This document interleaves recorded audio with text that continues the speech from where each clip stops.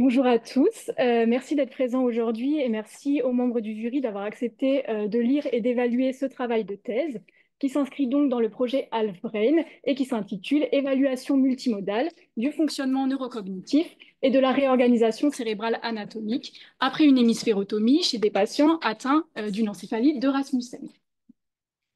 L'encéphalite de Rasmussen, elle a été décrite pour la première fois en 1958 par le médecin Theodor Rasmussen. Et puis ensuite, elle a été caractérisée plus précisément à partir des années 90, notamment à partir d'une cohorte initiale de 48 patients. Aujourd'hui, c'est une pathologie qui est définie comme une maladie inflammatoire unihémisphérique rare qui va apparaître généralement dans l'enfance, alors que le développement était tout à fait typique jusqu'alors. Donc, on parle de pathologie unihémisphérique puisqu'effectivement, une de ses caractéristiques, ça va être la destruction progressive d'un seul des deux hémisphères cérébraux. Donc, ça peut être l'hémisphère gauche ou l'hémisphère droit. On peut voir sur ces images IRM ici l'évolution de cette atteinte hémisphérique avec donc une progression inexorable de l'inflammation et de l'atrophie. Au-delà de l'atrophie, les patients vont également souffrir d'une épilepsie sévère pharmacorésistante. Donc les crises sont le plus généralement focales, elles vont être de plus en plus fréquentes, jusqu'à plusieurs par jour. L'EEG met également en évidence un ralentissement hémisphérique progressif qui témoigne là encore de la détérioration de l'hémisphère affecté. Et ceci va s'accompagner de troubles neurologiques dont moteurs, avec notamment l'apparition d'une hémiparésie, et également par un déclin intellectuel et cognitif. L'évolution naturelle de l'encéphalite de Rasmussen, elle est progressive en plusieurs stades qui vont intervenir pendant le développement de l'enfant. C'est une évolution qui est très péjorative, avec une détérioration très importante, une destruction de l'hémisphère affecté sous l'effet de l'inflammation. Et donc la question du traitement apparaît comme centrale.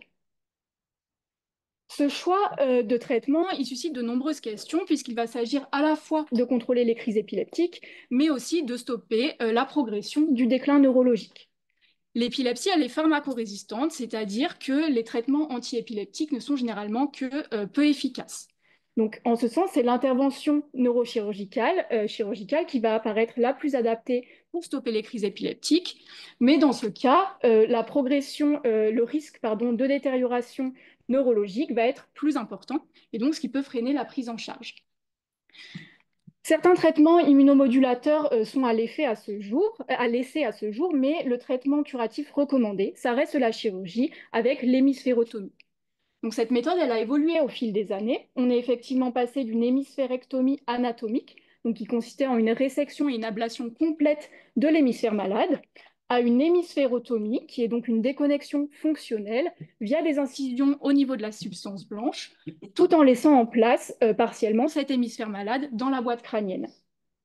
Dans le cadre de ce travail de thèse, nous avons travaillé avec des patients qui ont bénéficié d'une hémisphérotomie parasagittale verticale. Donc, c'est une technique particulière d'hémisphérotomie qui a été développée à l'hôpital de la Fondation Rothschild par le docteur Delalande. Après l'opération, les patients sont généralement suivis à l'hôpital, donc 6 mois post-opératoire, et puis ensuite tous les ans pour un suivi longitudinal prospectif. Donc, vous avez ici un exemple des images IRM d'une patiente avant et puis après hémisphérotomie. On voit bien que l'hémisphère affecté reste partiellement en place dans la boîte crânienne, mais il a été totalement déconnecté de l'hémisphère qui est sain. 6 ans après l'opération, cet hémisphère malade, il continue à s'atrophier. C'est l'évolution naturelle de la pathologie, tandis que l'hémisphère sain, donc ici le droit, va rester fonctionnel. Avec ce type d'intervention, les patients sont généralement libérés des crises épileptiques et donc la question va concerner le devenir neurocognitif après l'hémisphérotomie. Donc globalement, dans la littérature, il y a assez peu de données qui s'intéressent à ce développement neurocognitif dans cette situation qui est donc monohémisphérique. De manière générale, ce sont des scores neuropsychologiques qui sont rapportés et qui mettent en évidence une altération des performances plus altérées par rapport à la norme. Cependant, il y a une forte variabilité interindividuelle, ce qui rend encore difficile la prédiction du profil post-opératoire des patients. Il y a plusieurs facteurs qui ont été mis en évidence dans la littérature, et notamment l'âge du début des crises, donc, qui est abrégé ASO, l'âge de l'hémisphérotomie, ou encore le délai préopératoire, donc on abrège RE duration, et qui correspond à la durée qui s'est écoulée entre le moment de l'apparition des crises et le moment de la chirurgie. L'influence de ces facteurs, elle n'est encore qu'assez peu comprise et les résultats sont parfois contradictoires. Un autre facteur qui va être important de considérer, c'est celui du côté de l'hémisphérotomie, c'est-à-dire si elle concerne l'hémisphère gauche ou l'hémisphère droit. Effectivement, au cours du développement, certaines fonctions vont être prises en charge préférentiellement par l'un ou l'autre des hémisphères. Donc c'est la notion de spécialisation hémisphérique. Typiquement, le langage va se spécialiser dans le développement dans l'hémisphère gauche chez la plupart des individus. Donc ainsi, une hémisphérotomie gauche peut induire le risque de provoquer une aphasie. Et donc c'est dans ce contexte que les études se sont principalement intéressées à la récupération du langage dans le cas d'une hémisphérotomie gauche, mais ont finalement un petit peu moins investigué les autres domaines de la cognition. Ce développement en situation monohémisphérique, c'est une situation extrême de plasticité cérébrale chez l'humain. Effectivement, tout le fonctionnement cognitif post-opératoire, il va reposer sur un seul des deux hémisphères. Donc, les travaux dans la littérature ont mis en évidence une organisation anatomique et fonctionnelle qui peut être spécifique de cet hémisphère sain, mais là encore, les résultats sont assez rares, parfois contradictoires, et on va y revenir un petit peu plus tard au cours de cette présentation. Donc finalement, dans la littérature, les données sont assez peu nombreuses. Elles sont aussi généralement issues d'études qui s'intéressent à différentes étiologies, donc pas uniquement des patients Rasmussen. Ce sont des travaux qui rapportent soit des scores neuropsychologiques assez globaux, soit uniquement des scores de langage. Et également, il y a encore très peu de données sur les profils à long terme des patients, c'est-à-dire plusieurs années après l'opération. Donc c'est dans ce contexte que s'est inscrit ce travail de thèse. L'objectif du projet était celui d'étudier les mécanismes qui sont sous-jacents à la réorganisation neurocognitive, dans le cas particulier d'une encéphalite de Rasmussen après hémisphérotomie. Dans ce travail, nous avons adopté une approche qui se veut plus multimodale et intégrative, avec pour objectif de faire le lien entre les données cliniques, les données cérébrales et les données cognitives de ces patients. Donc ces trois grandes dimensions qui nous intéressent, elles ont donné naissance aux trois axes principaux de ce travail de thèse. Donc on a tout d'abord un axe qu'on a appelé axe clinique, dans lequel on va s'intéresser plus particulièrement au devenir cognitif des patients et à l'impact des variables et facteurs cliniques modulateurs sur ces profils. Un axe cognitif qui, lui, s'intéresse à étudier l'organisation des différentes fonctions cognitives et leurs interactions. Et puis un axe cérébral qui va être consacré à l'étude de la réorganisation anatomique de l'hémisphère sain. Donc pour étudier ces différentes dimensions, nous avons travaillé à partir d'une assez large base de données à la fois rétrospective et prospective de patients Rasmussen qui avaient bénéficié dans l'enfance d'une hémisphérotomie, donc à l'hôpital de la Fondation Rothschild. Les acquisitions prospectives, elles ont toutes été réalisées avec la même procédure pour chacun des patients, et donc elle impliquait une évaluation neuropsychologique, un examen IRM anatomique et puis une évaluation cognitive et comportementale. Donc pour répondre à notre objectif, dans cette thèse, nous avons réalisé 6 études. Étant donné le temps limité pour cette présentation, je présenterai uniquement les études 2, 4, 5 et 6. Donc pour commencer, l'étude 2, elle s'inscrit dans cet axe clinique qui, comme on vient de le voir, va s'intéresser au devenir à long terme des patients après hémisphérotomie et à l'impact des facteurs cliniques modulateurs sur ces profils. Dans cette étude, on s'est intéressé plus précisément à 6 variables cliniques sur le profil des patients. Donc ces variables sont les suivantes. On a l'ASO, donc je le rappelle, c'est l'âge de début des crises épileptiques, l'âge de l'hémisphérotomie, le délai préopératoire, mais également l'âge du patient au moment de l'évaluation, le délai post-opératoire, qu'on a abrégé PO duration, donc c'est le délai entre le moment de l'hémisphérotomie et le moment de l'évaluation, et puis bien sûr le côté de l'hémisphérotomie. Alors plus précisément, dans ce travail de thèse, on s'est intéressé à si l'hémisphérotomie elle avait lieu pour l'hémisphère qui est spécialisé, donc dominant ou non pour le langage. Généralement, on l'a vu, c'est l'hémisphère gauche qui est spécialisé pour le langage, mais naturellement, chez certains participants, chez certains patients, c'est l'hémisphère droit. Donc c'est la raison pour laquelle la variable qu'on prend réellement en compte dans ce travail de thèse, ça va être celle de la dominance hémisphérique plutôt que le côté. Donc l'abréviation H-DOM fait référence à une hémisphérotomie de l'hémisphère dominant pour le langage et H-non-DOM de l'hémisphère non dominant. Donc cette étude 2, elle a été réalisée de manière rétrospective sur les données de 44 patients Rasmussen qui avaient bénéficié d'une hémisphérotomie. Donc nous avons analysé leur score de QI verbal et de QI non verbal, issus de leur dernier bilan neuropsychologique post-opératoire, en moyenne 9 ans après l'opération, donc à assez long terme. L'objectif ici, c'était celui de caractériser le profil de ces patients et puis d'étudier donc l'effet des variables cliniques qu'on a citées sur les scores des patients, au moyen notamment d'une analyse par moindre carré partiel. Donc vous avez ici la représentation des scores de ces 44 patients en fonction du côté de l'hémisphérotomie, donc ici en abscisse, et du type de QI. En violet, on a le QI verbal et en orange, le QI non verbal. La ligne en pointillé ici, elle représente le score de 70, c'est le score seuil au-dessous duquel on va considérer un score de QI comme cliniquement altéré. Ce qu'on observe dans un premier temps, c'est que la moyenne générale des scores du QI verbal et du QI non verbal, elle est dans la limite inférieure de la norme, mais elle reste au-dessus de ce seuil de déficience intellectuelle chez les patients. Néanmoins, on observe qu'on a une forte variabilité interindividuelle et donc des scores qui sont très variables. Dans un premier temps, quand on regarde l'effet du côté de l'hémisphérotomie et du type de QI, on obtient un effet d'interaction qui est significatif. Autrement dit, la différence entre performance verbale et non verbale, elle diffère en fonction de l'hémisphère qui a été déconnecté.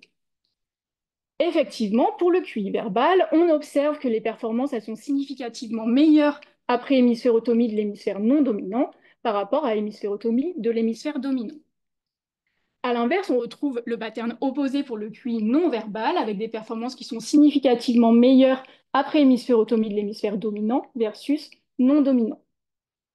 Cet effet, il n'est pas surprenant, il va dans le sens aussi de ce qui est retrouvé dans la littérature, puisqu'il révèle un effet classique de la spécialisation hémisphérique.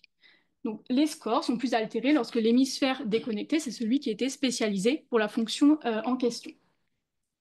Maintenant, quand on regarde les patients après hémisphérotomie de l'hémisphère non dominant, on observe que les performances sont meilleures pour les scores verbaux par rapport aux scores non verbaux, ici. Après hémisphérotomie de l'hémisphère dominant, cette différence-là, entre verbal et non verbal, elle n'est pas significative. Cette absence de différence, elle est intéressante et elle pourrait refléter des mécanismes de crowding qu'on va expliquer un petit peu plus en détail dans la discussion. Cette étude, elle avait également été conduite pour observer l'effet des variables cliniques sur le QI.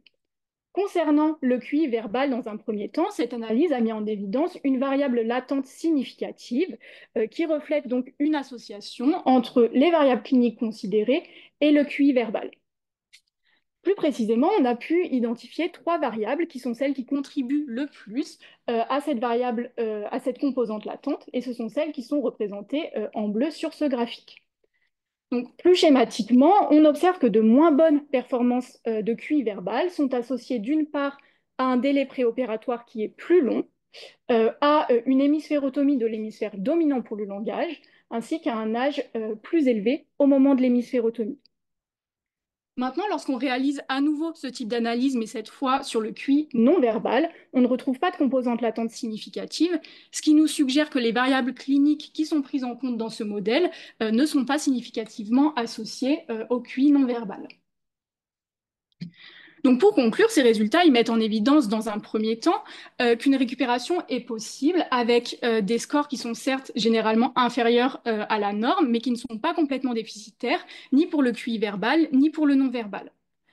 On observe toutefois un effet typique de la spécialisation hémisphérique, avec des performances qui ont tendance à être plus altérées lorsqu'on a déconnecté l'hémisphère qui était spécialisé pour la fonction considérée. De plus, ces résultats ils sont intéressants puisqu'ils nous apportent des données empiriques qui sont importantes et qui permettent de mieux caractériser et clarifier les performances verbales dans le cas d'une hémisphérotomie de l'hémisphère qui est dominant. Effectivement, comme on l'a évoqué en introduction, c'est ces 4 patients qui posent le plus de débats puisqu'il y a la crainte de produire une aphasie à la suite de la chirurgie. Donc nos résultats, que ce soit pour cette étude 2, mais également pour l'étude 1 que je n'ai pas eu le temps de présenter ici, ils nous montrent qu'après hémisphérotomie de l'hémisphère dominant pour le langage, l'aphasie n'est pas permanente. Effectivement, tous les patients étaient en mesure de parler, de comprendre les différentes consignes et de s'exprimer, ce qui montre bien qu'il y a une récupération du langage qui est possible, même lorsque l'hémisphère spécialisé a été totalement déconnecté. Bien sûr, certains aspects du langage vont rester altérés. C'est ce qu'on observe notamment dans la partie inférieure de ce graphique de l'étude 1, avec des scores en phonologie et en syntaxe qui ont tendance à moins bien récupérer. Mais finalement, malgré certaines de ces difficultés, euh, l'hémisphère non dominant peut soutenir le langage et même de façon parfois assez favorable. Ce qui est intéressant aussi, c'est que les deux études présentées dans cet axe, elles ont mis en évidence que lorsque l'hémisphère spécialisé pour le langage il a été déconnecté, les performances verbales, elles ne sont pas nécessairement inférieures aux performances non verbales. Donc cet effet il s'inscrit dans l'hypothèse de crowding qui stipule que la récupération du langage dans l'hémisphère non spécialisé, elle va se faire au détriment des fonctions initialement spécialisées dans cet hémisphère-là. Donc, autrement dit, la récupération du langage dans l'hémisphère non dominant, elle pourrait se faire au détriment des fonctions non verbales qui étaient normalement spécialisées dans cet hémisphère-là. Donc en quelque sorte, ça témoigne que le langage peut être une fonction prioritaire dans cette récupération. De manière générale, ces résultats ils nous montrent que la décision de pratiquer une hémisphérotomie de l'hémisphère spécialisé pour le langage, elle peut être prise, au-delà des critères d'aphasie. Donc, cependant, malgré ces résultats assez généraux, on a quand même une forte variabilité interindividuelle. Au-delà de l'effet du côté de l'hémisphérotomie dont on vient de parler, ces résultats ils sont importants puisqu'ils mettent en évidence qu'une hémisphérotomie réalisée précocement et donc rapidement après le début des crises est plus bénéfique en termes de devenir intellectuel et cognitif, et ce, même si la maladie va se déclarer tardivement dans l'enfance. Donc finalement, ces résultats, ils confirment sur une assez large base de données, avec une visibilité sur plusieurs années en post-opératoire, que la prise en charge précoce est plus favorable pour le fonctionnement neurocognitif des patients. Donc ces deux études ici nous ont permis de montrer que la latéralisation et le timing de l'hémisphérotomie modulaient le devenir neurocognitif des patients. Cependant, on a commencé à le voir, il semble aussi que ces profils ils varient selon les fonctions cognitives prises en considération. Et donc, il va être nécessaire maintenant d'aller investiguer plus en détail les performances et les profils pour ces différentes fonctions et leurs interactions. Donc, ceci nous amène à l'axe cognitif qui s'intéresse donc à étudier comment les différentes fonctions cognitives vont se développer et s'organiser les unes par rapport aux autres dans cette situation qui est donc monohémisphérique. Effectivement, quand on parle de cognition, on fait référence à diverses fonctions cognitives. Donc, par exemple, le langage, la mémoire, les fonctions exécutives, etc. Ces fonctions-là, elles se distinguent, mais elles interagissent continuellement les unes avec les autres tout au long de la vie.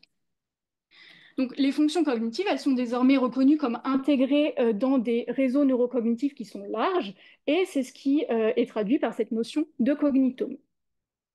Une des approches qui nous permet d'étudier la cognition comme un réseau qui est dynamique, ça va être celle de la théorie des graphes. Donc c'est un outil qui va nous permettre de modéliser le réseau et les relations entre les différentes composantes de ce réseau cognitif. Donc avec cette méthode, on peut obtenir comme ceci un réseau qui va être constitué de nœuds, donc ce sont ici les boules bleues, et d'arêtes qui sont les liens entre ces nœuds. Dans le cas de l'étude de la cognition, ces nœuds vont représenter les différentes fonctions cognitives et les arêtes vont donc représenter les interactions entre ces fonctions-là. En plus de représenter comme ceci ce réseau, on peut surtout extraire différentes métriques qui nous permettent de caractériser l'organisation et les interactions au sein de ce réseau. On a d'une part des métriques d'intégration qui là indiquent la capacité à former un réseau ou des sous-réseaux qui sont fortement interconnectés, et des métriques plutôt de ségrégation qui vont évaluer la tendance du réseau ou de ces éléments à se regrouper en sous-ensembles plutôt locaux. Donc il y a de plus en plus d'études qui utilisent ce type d'approche pour étudier la cognition, notamment dans le cas de l'épilepsie, mais c'est la première fois que cette approche est utilisée dans le cas d'une hémisphérotomie. Donc dans l'étude 4 que je vais vous présenter maintenant, nous avons adopté cette approche donc, cognitomique en réseau pour évaluer donc d'une part les performances cognitives plus précisément de ces patients et puis caractériser l'organisation du réseau cognitif après hémisphérotomie et les interactions entre les différentes fonctions. Donc cette étude, elle a été réalisée chez 18 patients Rasmussen qui avaient été opérés dans l'enfance et que nous avons revus à l'âge adulte, en moyenne 14 ans après l'hémisphérotomie. Elle a également été réalisée en parallèle chez un groupe contrôle de 175 sujets sains à l'âge adulte. Les performances cognitives, elles ont été évaluées à partir d'une batterie de tâches comportementales informatisées qui s'appelle la batterie Lextom que nous avons développée dans l'équipe. Donc cette batterie, elle évalue au moyen de différentes tâches présentées sur ordinateur, différentes fonctions qui appartiennent au domaine du langage, de la mémoire, des fonctions exécutives et de la théorie de l'esprit. Donc après avoir évalué les performances pour ces différentes tâches, nous avons utilisé donc la méthode de la théorie des graphes. Nous sommes partis des scores de pourcentage de réponse correcte pour les participants au contrôle et les patients que nous avons transformés en Z-score. À partir de ceci, nous avons construit des matrices de similarité individuelles, donc pour chaque participant et chaque patient, à partir desquelles nous avons obtenu, comme ceci, pour chaque individu, un graphe dont nous avons extrait les métriques d'intégration et de ségrégation, afin de comparer donc statistiquement ensuite l'organisation du réseau des patients par rapport à celui des participants contrôlés.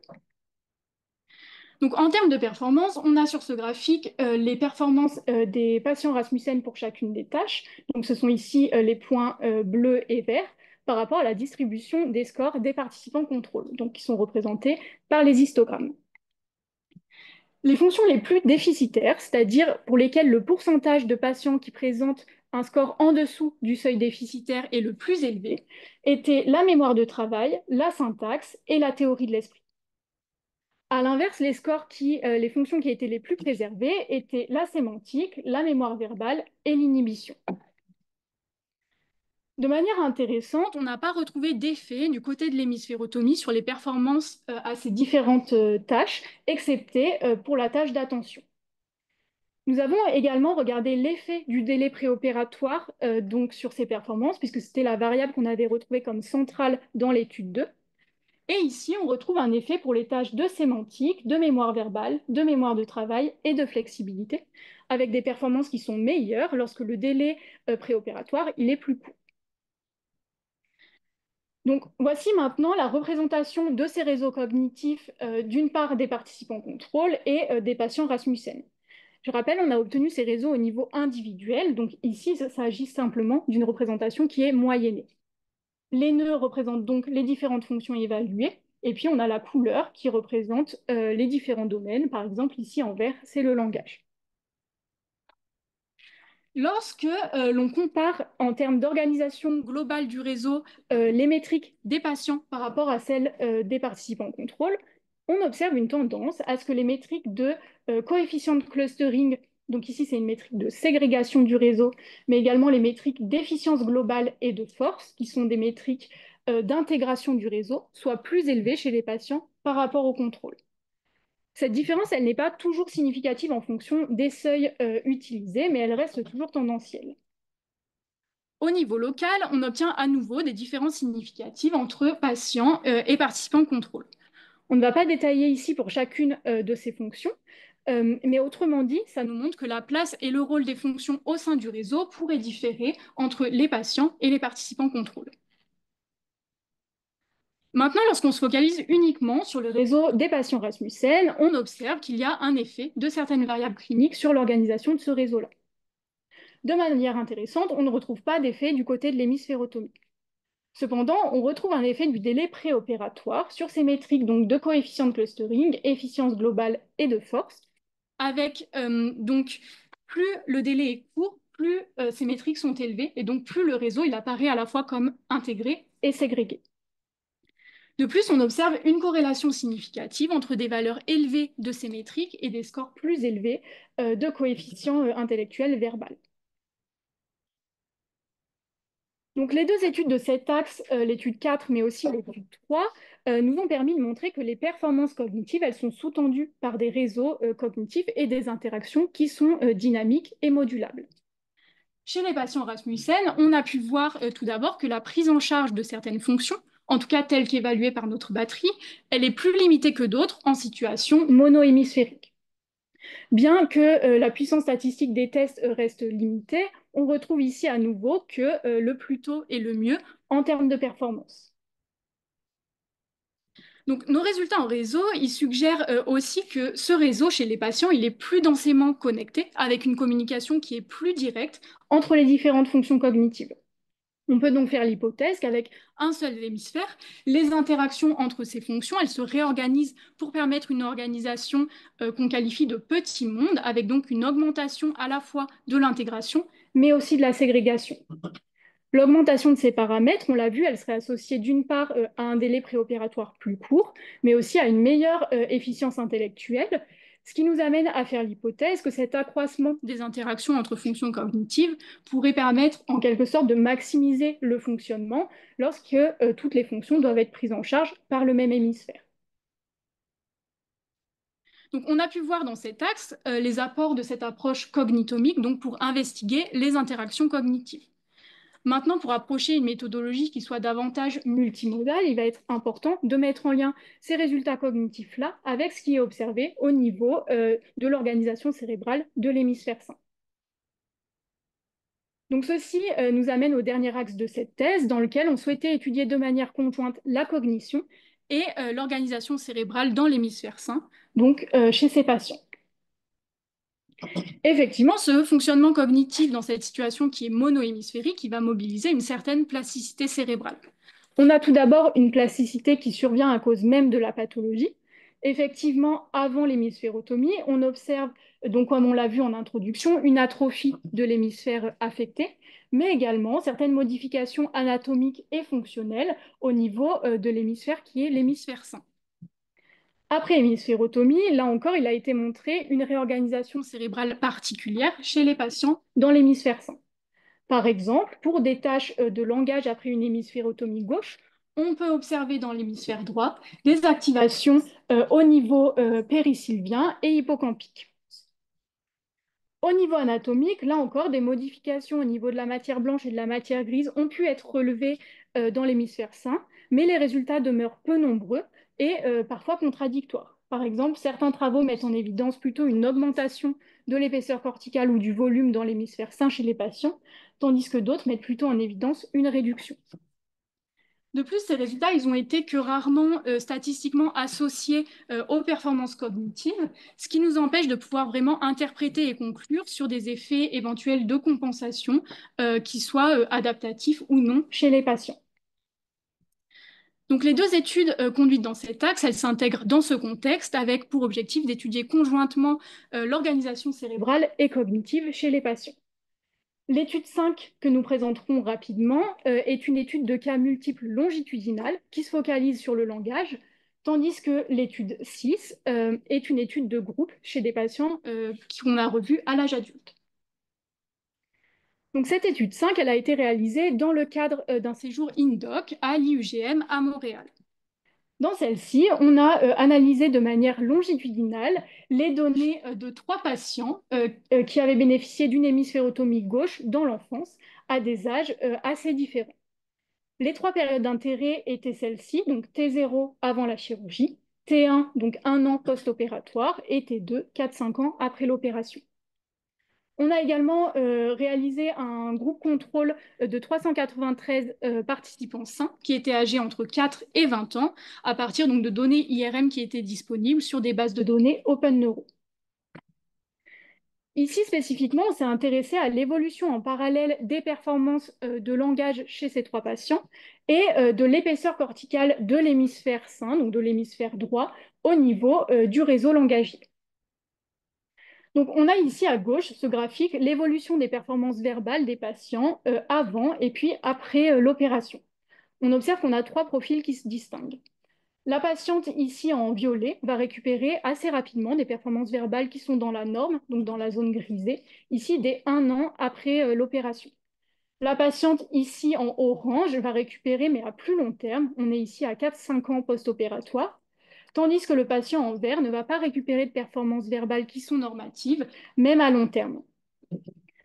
Maintenant, en analysant les profils d'épaisseur corticale de ces 3 patients, on a mis en évidence 3 marqueurs anatomiques dont les trajectoires se superposaient avec ces trajectoires d'évolution de performance et donc qui pourraient être associés à la récupération du langage.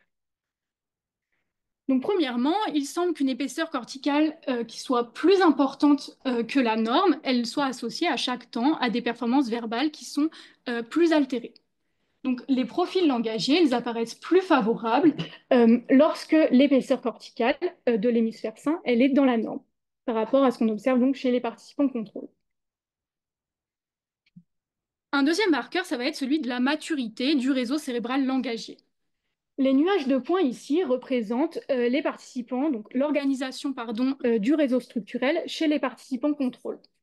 On a ici les patients qui sont les plus jeunes et on va progressivement vers les participants qui sont les plus jeunes vers les participants contrôle les plus âgés. Ce réseau, il s'organise en deux dimensions lorsqu'on s'intéresse à l'épaisseur corticale.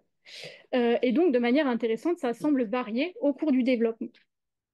La première dimension, elle va vers un réseau qui devient progressivement plus associatif et exécutif. La deuxième dimension, elle va progressivement vers une intégration accrue des hubs dans ce réseau. De manière intéressante, maintenant, lorsqu'on projette les données des patients Rasmussen sur ces deux dimensions-là, on observe que les patients qui sont en retard par rapport à leur groupe d'âge de référence sur ces deux dimensions-là sont ceux qui présentent des performances verbales qui sont altérées. Donc, plus le réseau langagier il est mature en termes d'épaisseur corticale par rapport à l'organisation qu'on retrouve dans le développement sain, meilleure était la récupération du langage. Un troisième marqueur que je ne vais pas présenter ici était celui de la covariance structurelle du réseau, avec une intégration qui apparaissait accrue dans l'hémisphère sain. Donc finalement, à partir des données d'épaisseur corticale, on a trois marqueurs structurels potentiels de la réorganisation du langage qui ont été identifiés. Une évolution favorable du langage était associée à une épaisseur corticale qui était dans la norme, à une maturité du réseau langagier caractérisé donc par un réseau plus intégratif et associatif, ainsi qu'à une plus grande intégration au sein de ce réseau-là. Ces résultats, bien sûr, ils restent très préliminaires puisqu'il s'agit simplement d'une étude de cas multiple, donc longitudinale, et maintenant ces marqueurs devraient être confirmés sur un nombre plus important de patients. Donc c'est dans ce sens que nous avons proposé l'étude 6. Donc cette fois, il s'agit d'une étude de groupe sur 16 patients Rasmussen qu'on a revus à l'âge adulte et qui avaient bénéficié dans l'enfance d'une hémisphérotomie. Dans cette étude, on a mis en relation les performances cognitives de ces patients avec les données anatomiques, donc d'épaisseur corticale, cette fois de la totalité de l'hémisphère sain, au moyen à nouveau par une analyse PLS. Donc cette analyse, en prenant le jeu de données d'épaisseur corticale et le jeu de données cognitif des patients, elle a mis en évidence une composante latente significative qui indique donc qu'il y a une association entre les performances cognitives et la structure cérébrale chez les patients.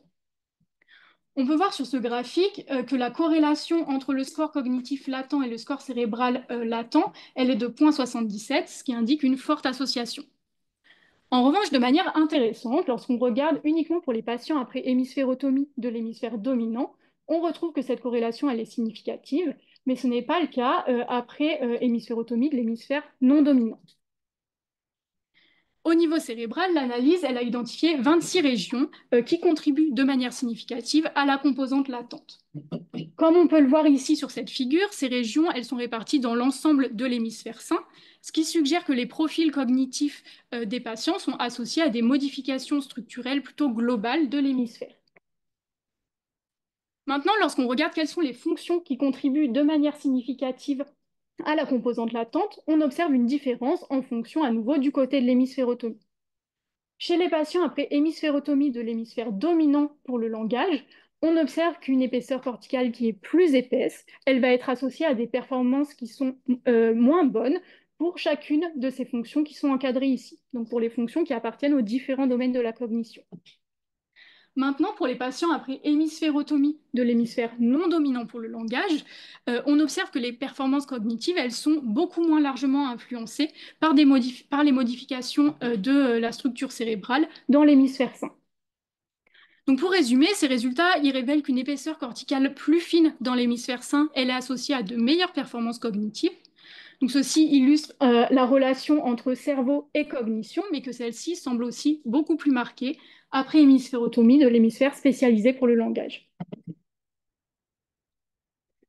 Donc pour conclure, nos résultats, ils semblent indiquer qu'une augmentation de l'épaisseur corticale de l'hémisphère sain n'est pas favorable nécessairement pour le fonctionnement cognitif après hémisphérotomie. Contrairement à certains travaux, mais en accord avec d'autres, une épaisseur corticale qui est plus importante, elle ne semble pas traduire une compensation qui est fonctionnelle, que ce soit pour le langage ou pour les autres domaines de la cognition de manière générale. De manière intéressante, nos résultats ils montrent que la réorganisation neurocognitive après hémisphérotomie, elle semble aussi plus marquée après hémisphérotomie de l'hémisphère qui était spécialisé pour le langage. Ce type de résultat, il a été retrouvé également dans d'autres travaux récents et il suggère donc qu'il y aurait éventuellement des mécanismes neurocognitifs qui soient spécifiques dans le cas où les réseaux, donc la latéralisation de la spécialisation pardon, hémisphérique a été plus largement affectée. Donc finalement, la matière grise, elle peut apparaître comme un marqueur de la réorganisation cognitive et cérébrale après hémisphérotomie. Étudier ce réseau structurel pourrait donc fournir des pistes de compréhension de la façon dont l'hémisphère sain peut sous-tendre la récupération cognitive chez ces patients. Donc, les résultats préliminaires de cet axe nous permettent de faire l'hypothèse qu'une trajectoire d'évolution corticale qui ressemble à celle des participants sains, mais aussi avec un réseau qui va être plus intégré, pourrait accompagner un développement qui soit plus favorable. Donc pour résumer, au niveau clinique, nos résultats ils mettent en évidence une variabilité des profils, avec une récupération qui est possible, même après hémisphérotomie de l'hémisphère dominant. Et nos résultats montrent également que l'importance en fait, de proposer rapidement la chirurgie chez les patients.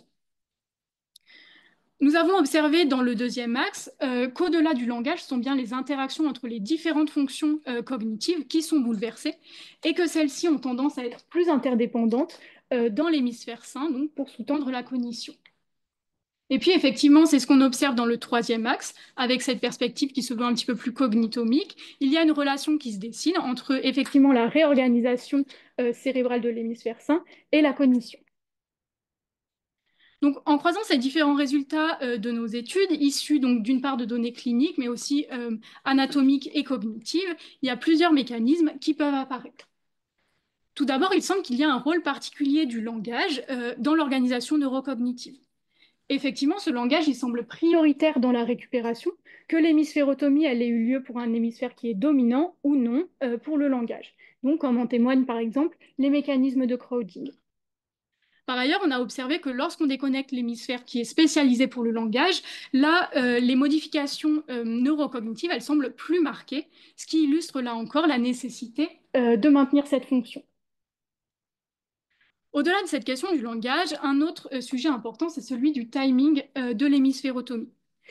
Nos résultats, ils montrent un effet bénéfique d'un court délai entre le début des crises et la chirurgie. Une variable qui peut venir expliquer cela, c'est celle des compétences cognitives et de la préservation des réseaux qui les sous-tendent chez les patients au moment de la chirurgie. Effectivement, plus le patient il est pris en charge tôt, moins il a de chances de voir ses compétences et les réseaux qui les sous-tendent se dégrader à cause de la pathologie. Donc, en ce sens, une hémisphérotomie qui est précoce, elle semble plus favorable pour garantir un développement neurocognitif qui soit plus optimal. Et puis, de manière générale, ces résultats, ils soulignent tout l'intérêt d'aller progressivement vers une approche qui soit cognitomique et multimodale, donc pour affiner ces connaissances et identifier de manière plus claire les mécanismes qui sont complexes et qui interviennent dans cette réorganisation neurocognitive. Donc voici ici le schéma de conclusion que nous avons présenté dans le manuscrit sur la base des résultats de cette thèse et des données disponibles dans la littérature. À l'issue de ce travail, on suppose que chaque niveau de réorganisation, donc clinique, cognitive et cérébrale, influence et est influencé par les autres. Après hémisphérotomie, on a vu que les mécanismes de réorganisation, ils varient en fonction du délai de certaines variables cliniques, pardon, et notamment du délai préopératoire de la latéralisation donc, et du timing de la chirurgie. Nos résultats, ils montrent que la réorganisation des fonctions cognitives, elle ne se fait pas de manière isolée, mais bien à travers un rééquilibrage qui est dynamique entre toutes les fonctions qui interviennent dans la cognition. Et puis tout ceci va s'intégrer dans l'hémisphère sain et donc qui va présenter une certaine plasticité qui va permettre de sous-tendre le fonctionnement cognitif. Donc c'est en considérant ces mécanismes multimodaux que nous pouvons commencer à mieux comprendre et prédire des situations qui seraient plutôt favorables ou à l'inverse défavorables concernant le devenir neurocognitif des patients après hémisphérotomie. Donc l'ensemble de ces résultats, bien sûr, ils demeurent sujets à de nombreuses limites. Bien sûr, la taille d'échantillon, elle est très limitée, ce qui complique la généralisation des résultats. Les réseaux cognitifs, les résultats cognitifs, ils restent aussi dépendants des batteries et des tests qu'on a utilisés. Et pour l'instant, les données anatomiques ne concernent que des données d'épaisseur corticale. Et donc, il serait intéressant pour la suite d'aller évaluer plus directement la réorganisation anatomique en termes donc notamment de connectivité anatomique. Ces résultats, ils sont donc préliminaires, mais ils ouvrent des perspectives qui sont importantes à la fois en termes de recherche fondamentale et clinique. Effectivement, le but pour la suite va être d'approfondir ces résultats en mettant l'accent sur cette intégration multimodale. Effectivement, de manière générale, ce type d'approche, il permet d'apporter des éléments qui sont importants et qui permettent de mieux comprendre des mécanismes de neuroplasticité et de spécialisation hémisphérique, que ce soit au cours du développement ou dans des situations particulières comme celle-ci. Bien sûr, l'impact clinique, il est également important puisqu'effectivement, ce type d'étude permet d'apporter des résultats et des données qui peuvent bénéficier aux patients, aux familles et à toute l'équipe médicale, notamment dans la prise de décision chirurgicale. Donc, pour déterminer le moment qui soit le plus optimal pour réaliser la chirurgie. Donc, ceci permet aussi de considérer l'individualité des patients, de mieux informer sur le devenir post-opératoire de ces patients.